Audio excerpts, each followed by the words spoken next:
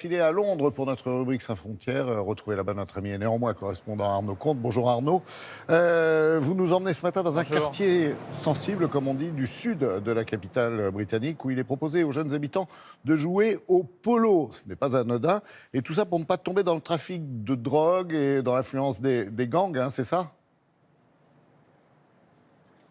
Oui Laurent, bonjour. Alors Brixton, évidemment, ça vous parle peut-être parce que Brighton est connu pour avoir été le théâtre dans les années 80, 90, de nombreuses émeutes. Et c'est là-bas qu'on vous emmène ce matin pour une initiative assez originale, assez belle. On sait que le sport est en général vecteur d'intégration dans les quartiers populaires, dans les quartiers difficiles pour détourner les jeunes de la violence, des trafics de drogue.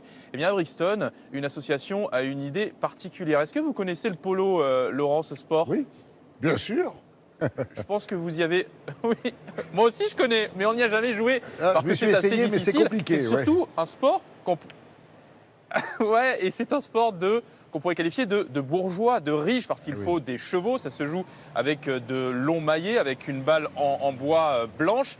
Et il faut donc amener des chevaux. Eh bien, cette association, figurez-vous, qu'elle a amené des chevaux au milieu des barres d'immeubles pour faire découvrir ce sport vraiment qui ne se joue pas beaucoup au Royaume-Uni, qui est populaire, mais qui est réservé à une certaine classe de la société. Eh bien, c'est désormais accessible à des jeunes de n'importe quel quartier. Comme vous le raconte ce matin Philippine Potencier, c'est une belle initiative. Regardez son reportage. À seulement 18 ans, Khadija Mella a remporté sa première course officielle de polo.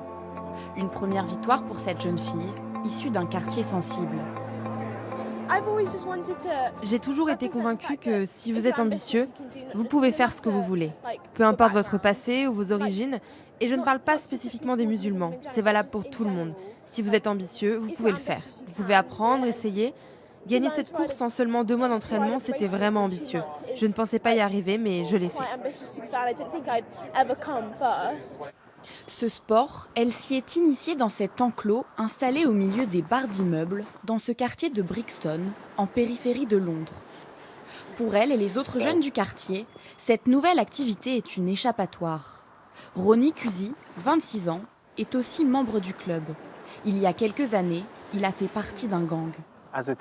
Pendant mon adolescence, il y a eu beaucoup de violences de gang, beaucoup de meurtres, des couteaux, des armes à feu cachées dans des buissons.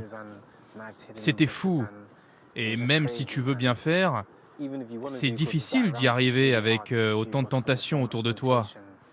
Tes amis, tes proches, tout le monde était violent et toi tu devais l'être aussi. Grâce au polo, Ronnie a découvert un nouvel horizon.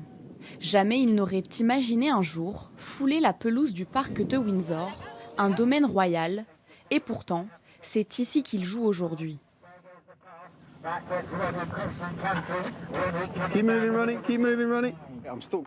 Je me sens bien, je suis toujours excité même si le jeu est terminé. Je veux dire, il fait beau, on est à Windsor dans un magnifique club, c'est juste une situation totalement bénéfique pour moi.